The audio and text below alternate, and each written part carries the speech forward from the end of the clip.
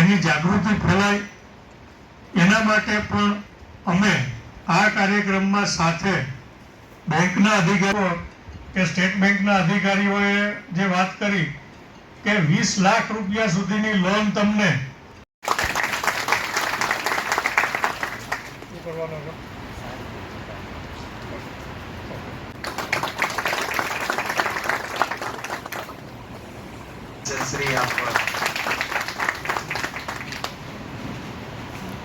Private lander પાસે શા માટે જઈએ? અમારી પાસે ઘણી બધી જે ફરિયાદો આવે છે ગુનો દાખલ કરવામાં આવેલો છે અને અમે આવી કોઈ પણ અરજીને સૌથી વધારે ગંભીરતાથી લઈ અને ગુનાઓ દાખલ કરવામાં આવે છે તો તમે લોન ચૂકવી શકશો, અધરવાઇઝ તમે ચૂકવી શકશો નહીં. લેતી વખતે ખૂબ સારું લાગે. 75 લાખ રૂપિયા વ્યાજે લીધા હતા અને 75 લાખની સામે એ માણસે લગભગ 4 કરોડ રૂપિયા જેટલી રકમ છે એ પરત કરેલી. હવે 75 લાખની સામે 4 કરોડ રૂપિયા પરત કર્યા પછી પણ એની મિલકતો લખાવી લીધી, એની ફાઇલો લઈ લીધી, સાટાખત કરાવી લીધા અને હજી પણ રકમ એની પૂરી થઈ નથી.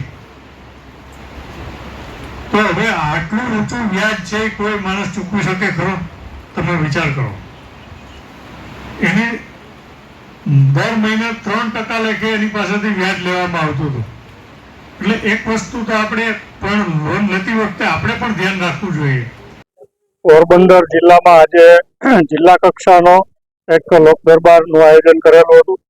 આ લોક દરબારનો હેતુ છે એ વ્યાજખોરો વિરુદ્ધમાં ફરિયાદો દાખલ કરવાનો અને લોકોને બેંક મારફત લોન મળી રહે એ માટેના લોન મેળાના ડિસ્બર્સમેન્ટ માટેનો આ કાર્યક્રમ હતો.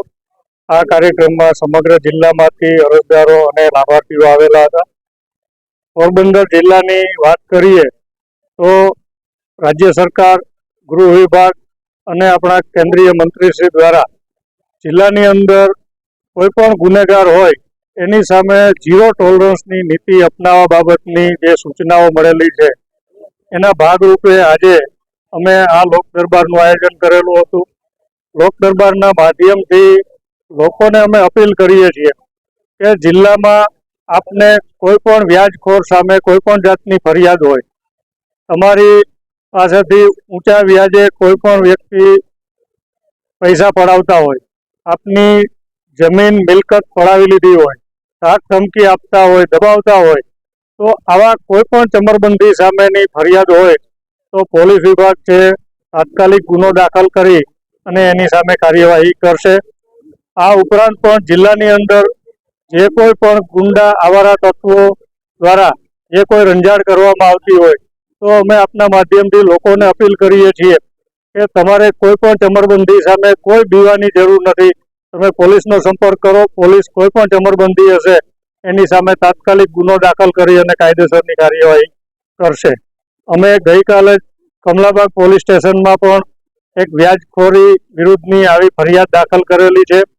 જેમાં આ જે ફરિયાદી છે એની પાસેથી 75 લાખ રૂપિયાની જે લોન હતી એની સામે 4 કરોડ જેટલી માતબર રકમ પડાવી લીધા પછી પણ એની મિલકત છે એ દબાવી દેવામાં આવેલી હતી, પડાવી લેવામાં આવેલી છે. તો આ ફરિયાદીની ફરિયાદ તાત્કાલિક ગઈકાલે દાખલ કરી અને અમે ગુનો દાખલ કરેલો છે અને આજે એ પૈકીના એક આરોપીની કમલાબાગ પોલીસે એરેસ્ટ પણ કરેલી છે.